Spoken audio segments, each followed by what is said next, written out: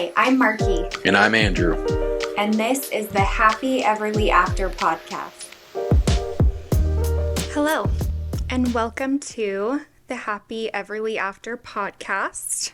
My name is Marky, and this is where I talk about being happy and sad at the same time. And dang, is that not true?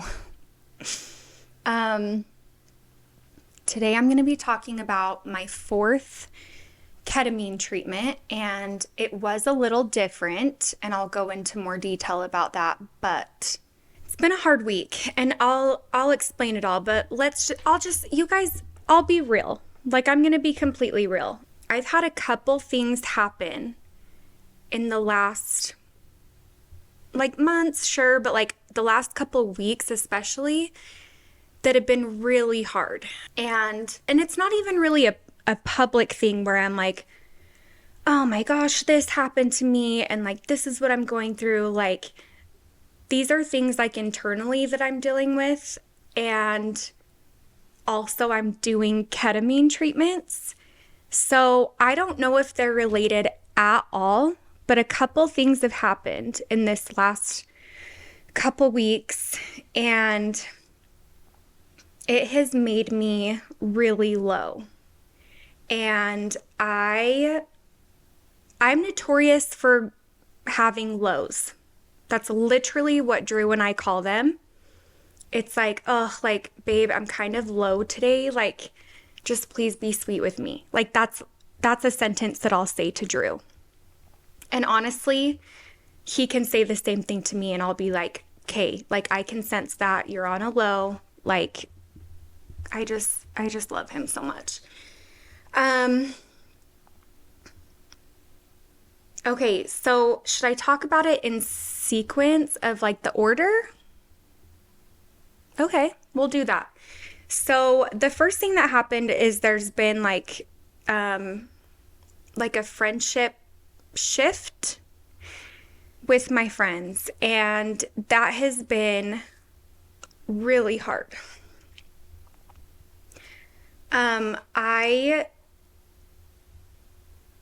I take friendship very seriously, and I didn't know that at 34 years old, I would be in this position to maybe be losing a friend. And that's kind of something that I've just suffered in silence with, and that's okay. And honestly, everything's gonna be okay. And I really do think it's a me problem. It's not really a mutual problem between me and a friend. And I think maybe that's what's hurting me a little bit. But that's all I'll say about that. So I've been feeling feelings like that. Okay, number one. And then the second thing that happened, and you guys are you're gonna laugh. No, you're not, because you understand. Hopefully you understand. But I have a deep fear of if they're in a cage, it's fine. But I have a deep fear of mice when they are roaming free. I'm not scared the mouse is gonna jump on me and murder me. That's fine. I'm not, it's not like that. My fear is that I wrap so much of my control, because there's so many things in this life that you can't control, right? So I wrap so much of my control issues into the cleanliness of my home. Now, if you were to look at my house, you would see piles over here, piles over there. There's a pile right there. There's a guitar right there we haven't touched since Christmas. It's so dumb. It's ridiculous. All of that is fine. I don't love it, but it's fine. It doesn't control my life.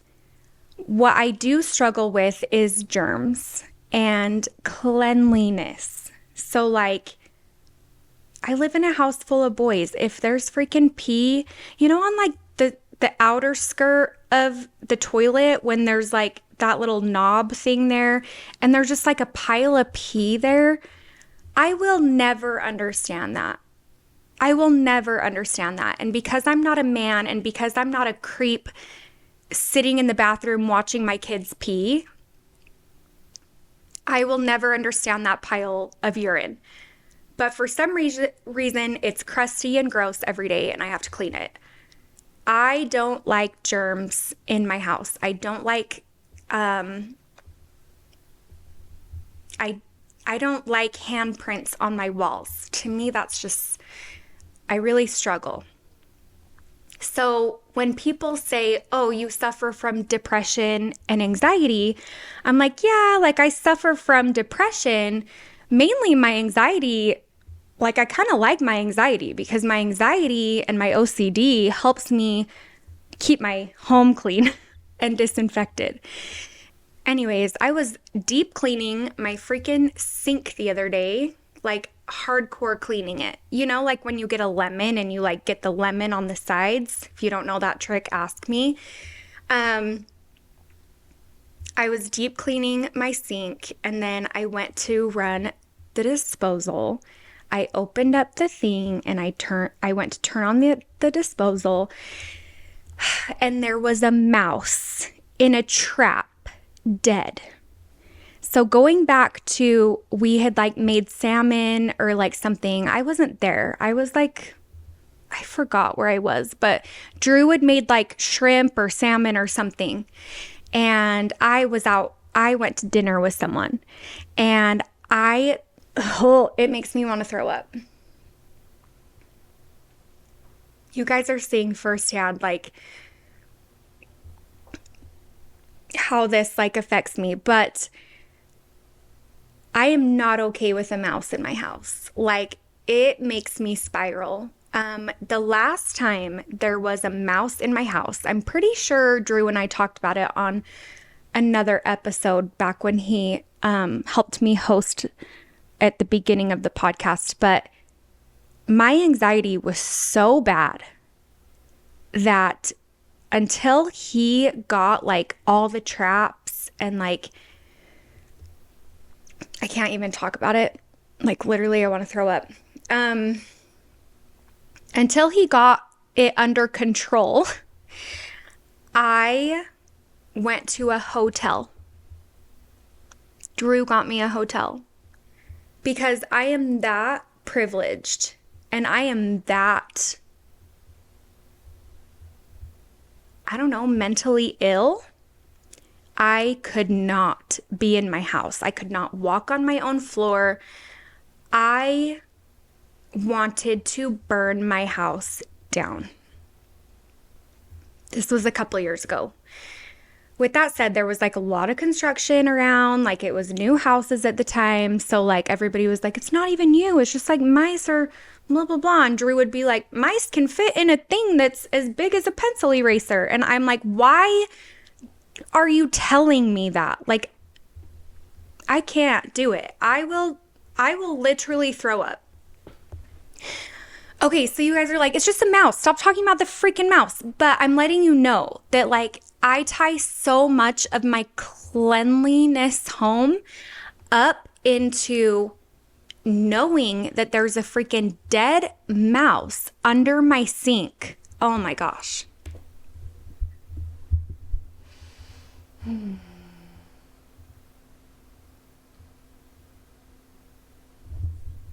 It just makes me feel so gross and makes me feel so out of control and useless and disgusting. So now you're like, okay, we've listened about this mouse for 10 minutes. We get it. You're freaking scared. It's fine. I'm not scared of a tiny little mouse. I'm scared that I have the most disgusting home ever, that it's infested now. And then I'm like, I'm the worst freaking homemaker. I'm the worst mom. I'm the worst wife. I can't even keep my home clean. Ugh. Okay, so those things happened. The friend thing, the mouse thing. I'm already feeling kind of triggered. I don't know if that's necessary. Maybe it is.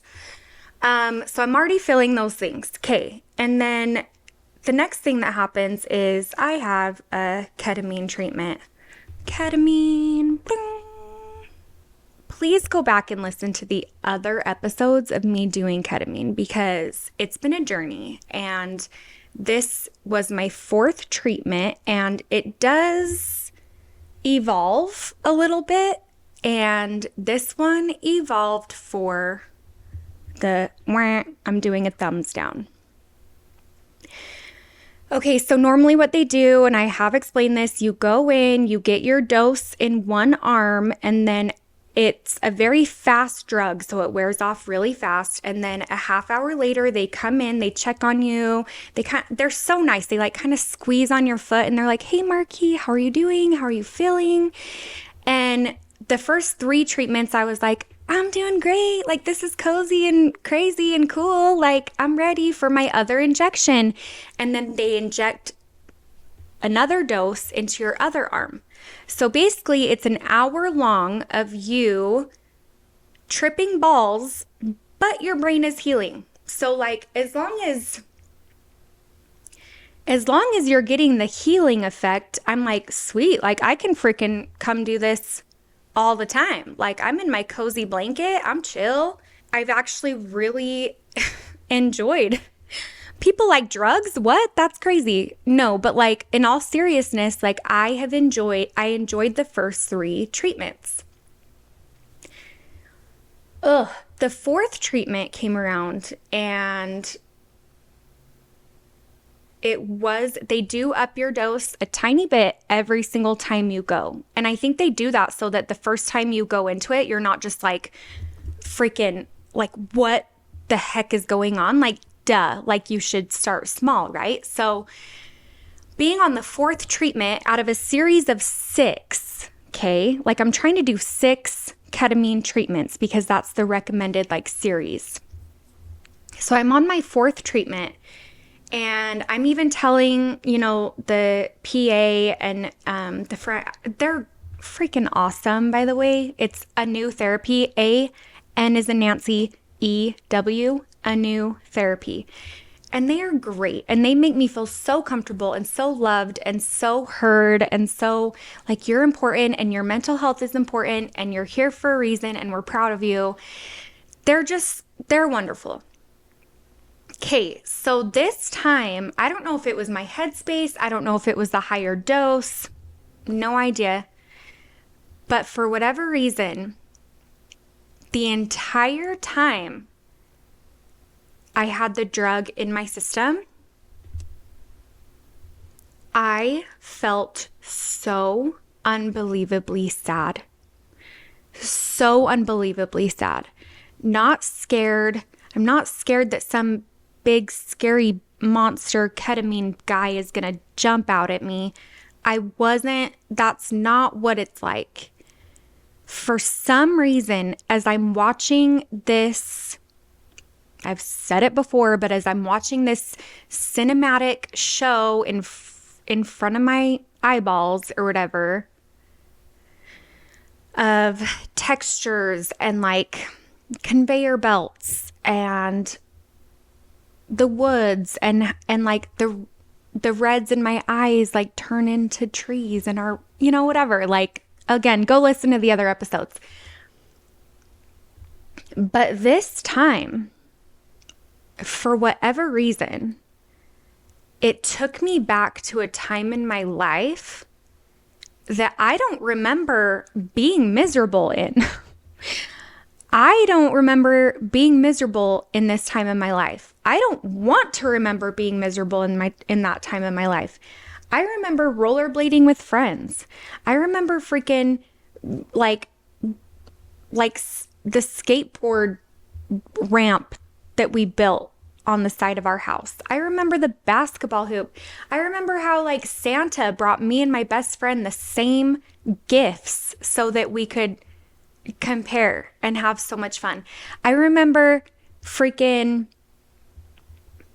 talent shows. I remember my older siblings' best friends. I remember my best friend. I remember their house smelling so yummy all the time. It smelled like potpourri. And they were across the street.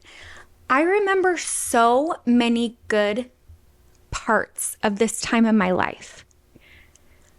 But for some reason, I'm sitting there so unbelievably sad. So sad. And I didn't like that. Nobody wants to feel sad. I kind of did this ketamine thing to kind of like shove me into the deep end of like healing whatever trauma I have. Let me be very clear. I don't remember if I had trauma in my life from that time in my life. I don't remember that. I remember things from my childhood, like my parents divorced. I had a new stepmom. I'm still really close with her till this day. I remember so much of that time, and she's no longer married to my dad. It's fine. I remember loving those years. And so part of me is like, why am I crying? Why am I crying underneath my eye mask right now? Like, what? I hate this feeling. Like, I feel so much despair.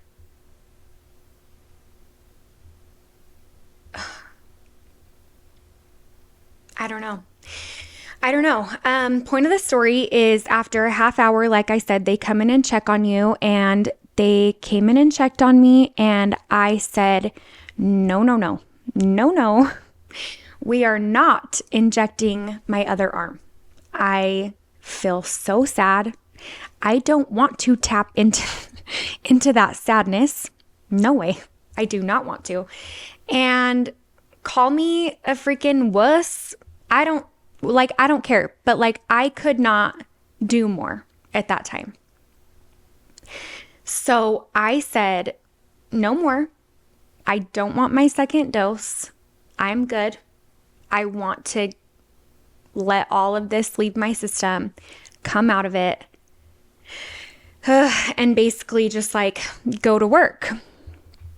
So it's so funny because as I was coming out of it, I texted my siblings and I was like, hey, do you guys remember this word? This word kept coming to me while I was in my like ketamine treatment. And they were like, we don't know that word. And I was like, okay, dang it. That word just kept coming to me. I literally wrote it in my journal, and it's not a real word. Like, you can't like look it up on the dictionary. So I don't know what the freak my brain was doing, but I low-key don't want to go back to ketamine, but I will.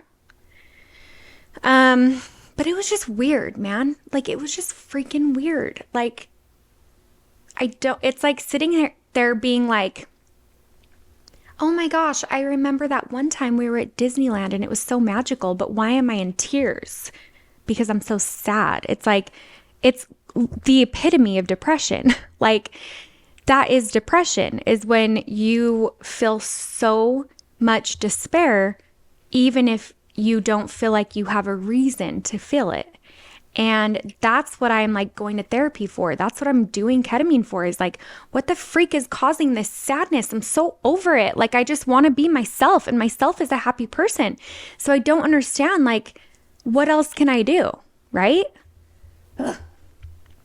Okay. So that's basically all. I went and talked to my psychiatrist about it 2 days later, and he had told me that he's like, it doesn't matter if all or most of your memories were good from that time period. That time period could have represented like when you started to not feel safe. It could have represented when you started to not feel that happy bubble of childhood and like whatever. And so I'm just like, okay, like I can see that. And he's like, and honestly, like moving forward from that, like you have to honor how sad you were. Like you have to feel that feeling and move forward, because isn't that like what you want to do? Like, that's what you want to do. And I'm like, you're right. That's what I want to do. So last episode, I literally was like, everyone needs ketamine. And now I'm like, I don't even want ketamine. Like, it's hard. Like, it's so hard. Like, it is, again, there wasn't a big bad monster that jumped out and scared me and I felt like I was going to die. Like, no, I was lucid the whole time, wiggling my toes, wiggling my fingers. I'm still here. I know I'm safe. I'm good. But in my brain, I'm seeing images and feeling so sad. Maybe it was the dose. I don't know. I'm going to talk to him about it, but geez Louise. So that was fun. The last thing I'll talk about is, and the final thing that was sad for me is I got a message from somebody who let me know that there's a Reddit account about me, which like makes zero sense because like, who's afraid of little old me? Like, I'm just like a little person over here. I have the teeniest, tiniest corner of the internet, and somebody made a Reddit post about me, and then a bunch of people commented on it and said a bunch of hurtful things about me not being genuine and me going on trips all the time and not being a good mother because I leave my kids all the time. Let's just be clear, like the trips that I go on, the only trip that we paid for last year was Greece, and it was because it was my 10-year anniversary. So like not going to feel bad about that. The other ones I do feel bad because I'm like, people think that I just leave my kids at home with who? Like my mom, like a nanny, like I literally talk about how my daughter died and how because she died, I am a YOLO person. I'm literally like, let's go to the Post Malone concert. Let's go to Greece. Let's go to Cancun because your work is freaking paying for it, Drew. And then people say, oh, she makes all this money on social media. If you guys knew the amount of money I make on social media, just know that I could probably afford to take one or two of you out to Olive Garden. Literally. So like, if you think I'm making money off my daughter's death, like, does that make me like reevaluate the page? And maybe I need to like recenter myself and like focus it more on heart babies and raising awareness. Yeah. I mean, yeah, I need to do better. And maybe somebody shit talking me helps me reevaluate that. So I'm digesting that as well. But Reddit ripped me to shreds. And also, I'm not on Reddit. I don't have a notification saying somebody said your name. No. Like I don't subscribe to negative comments. But this one was brought to my attention and it freaking, basically everything that I struggle with about myself was brought to light. And that's really, really hard. So, good times. I'm still processing that, as you can see, but I feel like I am going to wrap this up because I just don't want to go more into that. And some of you are probably like, why are you even bringing light to it? Like, don't even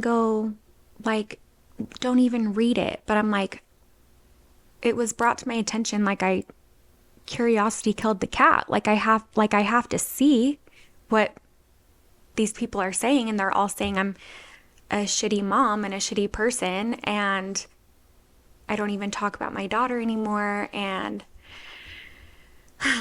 just a bunch of really hurtful stuff. So anyways, this was a really fun and light episode. Am I right? Jeez, I'm really sorry about that. This is real life. This was the 4th treatment of ketamine. Sometimes I'm happy and sometimes I'm sad. I feel all of the feelings. Thank you so much for being here. Like, I really appreciate you. And I know that for all the haters out there, I have a zillion supporters, and I do know that. And I really do appreciate it. And I love you so much. So thank you so much for listening. Please enjoy this very uplifting episode. Bye.